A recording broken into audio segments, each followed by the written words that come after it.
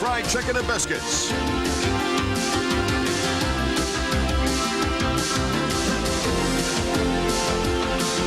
Al, just at the moment before this race starts, you've got to be really a proud person to see the tremendous crowd on the shore and to see the number of boats and that is going to compete today. Yeah, I'm really excited about it. The only thing that's very difficult right now is I'm standing on this boat and I can't go. I got goosebumps. Look at that.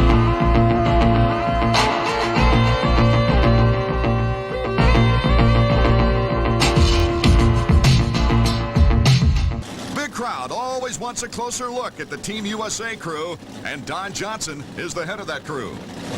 Team USA, Don Johnson, Kurt Russell. Don, will the freshwater in this race make any difference to your engines? I don't think so. I mean, you know, it's going to be wetter. It'll be a wetter race, and that means that water covers more of the bottom of the boat. But, you know, we're running pretty good. We feel good, you know. Now comes the navigation. Kurt Russell, have you had a chance to look at this course? It's relatively simple, I think. Yeah, it is, and I think that if the weather stays clear after the first couple of laps, again, I'll have the best seat in the house today. This time, of course, you got to watch those short legs counting those laps. Yeah, the lap count's going to be interesting. I'm hoping that we're able to keep track. I think some of the guys may get confused today, and I hope it's not us. Inside the cockpit now, there's Chuck Norris with the hands on the wheel. Bobadoni on the right side, the throttle man. And it looks like we're going to have a good race today because the weather's real nice, the water's calm, and if it stays that way, it should be a real competitive race today.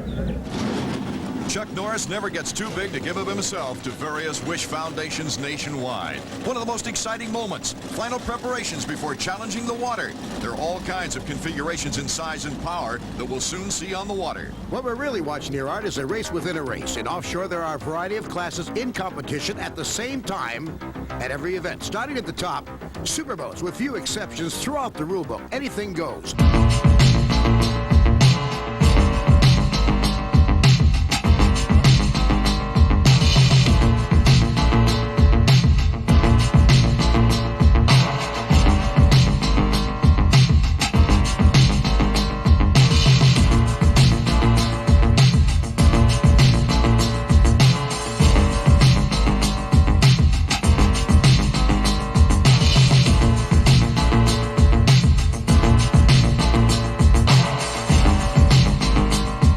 Racing has attracted some well-known stars, and after participating in several celebrity races, Bruce Jenner decides to step up to the big time, joining the likes of Don Johnson and Chuck Norris.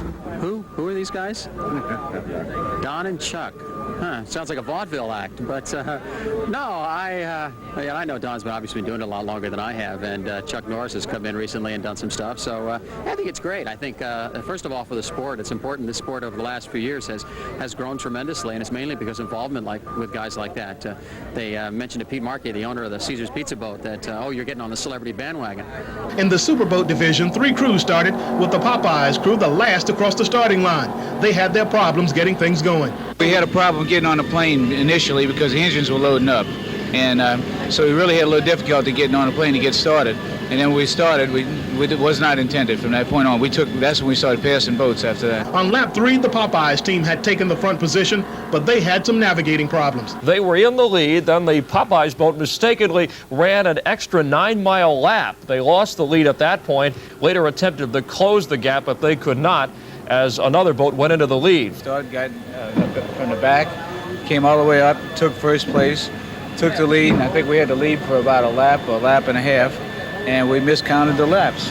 It's as simple as that. And we thought when we turned off to come back to make the next lap, we thought it would be 3 laps. It was actually 4, and so we made 1 more lap. See, if the race had been a little longer, we'd have won.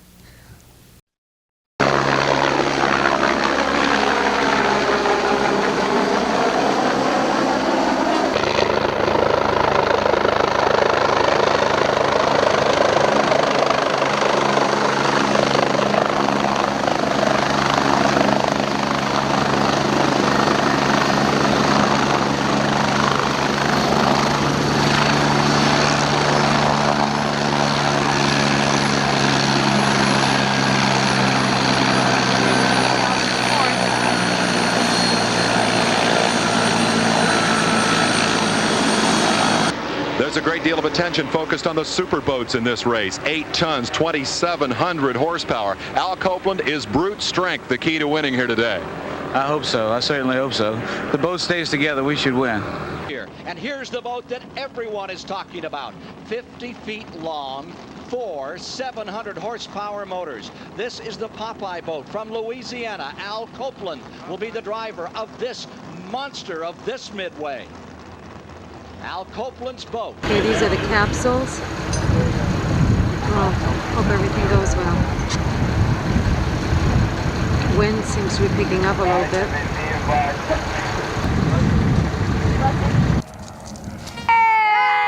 Change of leadership here. Indeed we do. Going out in front on the outside as the Popeyes boat had taken the lead momentarily. It is now the Arneson boat in the lead.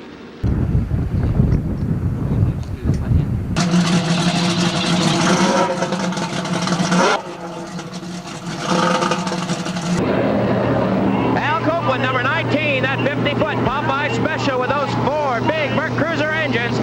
Mercury drives Tony Garcia with those Rahili Grady engines. Copeland on the inside makes the turn first.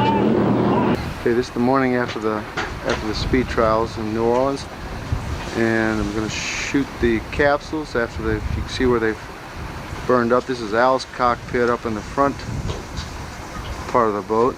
You can see that the Kevlar itself caught fire and burned quite well. The next day after the fire, and I just want to kind of go over this whole, take some pictures of it. Garcia on the outside challenges again. Those two are head and head. This is fantastic action.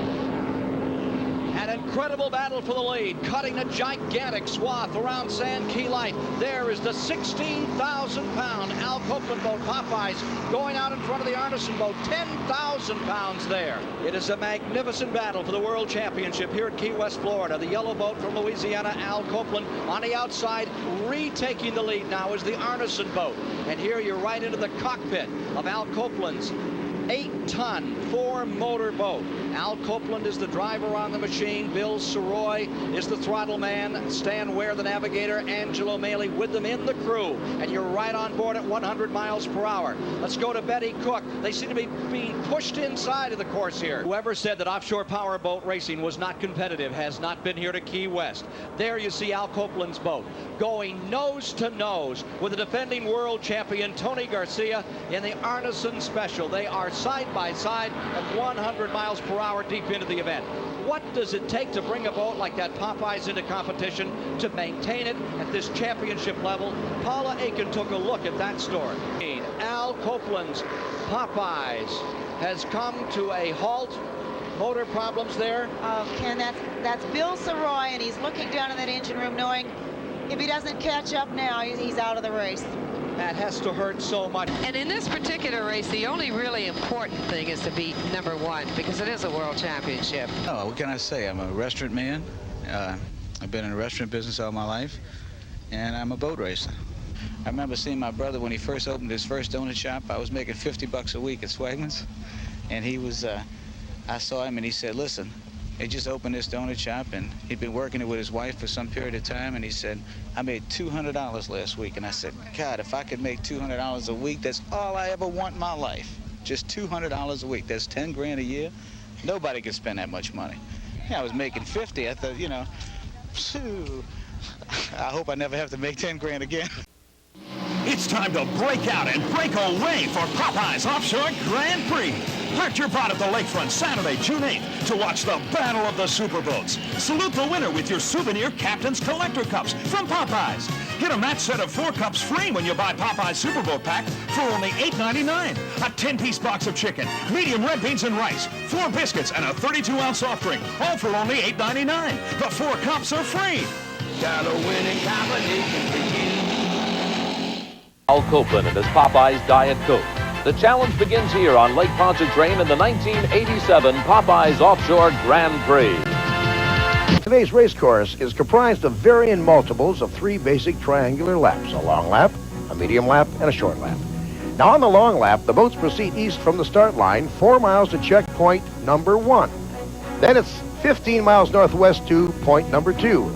Just off the 4th hump on the Causeway Bridge, the racers then make a 180-degree turn, come back south for 15 miles to P3, and then it's back onto the first point. On the medium lap, the boats head northwest for 11 miles to number 4, then south to checkpoint 3, and then back to P1 again. The short lap starts by heading northwest for 3.5 miles to point number 5, then southwest for 1.5 miles to point 3, and then the finish line. Now, each class must complete a specific number of long, medium, and short laps in order to win. Starting lineup. In the Superboats, Popeyes Diet Coke and the Gentry Eagle. And also the 2 Maxon entries. You know, Al Copeland, in his number 1 Popeyes, lost the first race of this year. It was definitely not what he had hoped for. We blew an engine about the last lap of the race, which is probably was going to be destined to be the most exciting lap, and so that kind of put us out of the ball game, and we were lucky to save the boat at that point.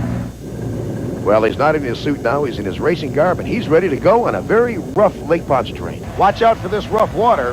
Here's Al Copeland, a hometown boat, close to your screen. Up there in the lead goes out to help a fellow driver. Moving up to the front of the pack one more time. Here's the Popeyes Diet Coke boat. Al Copeland still standing very strong, and still, Jim, the drag race with Tom Gentry. It looks like they're just going for a Saturday afternoon ride, a Sunday ride, if you will. But look at this. In a row, it's Popeyes Diet Coke winning here on Lake Ponce Train. Al Copeland, you had a battle with one Tom Gentry. Yes, we did. It was fantastic. Yeah, that last lap was really something. One of those teams is the Popeyes team. Al Copeland, of course, going out to visit and learn a little bit more about that.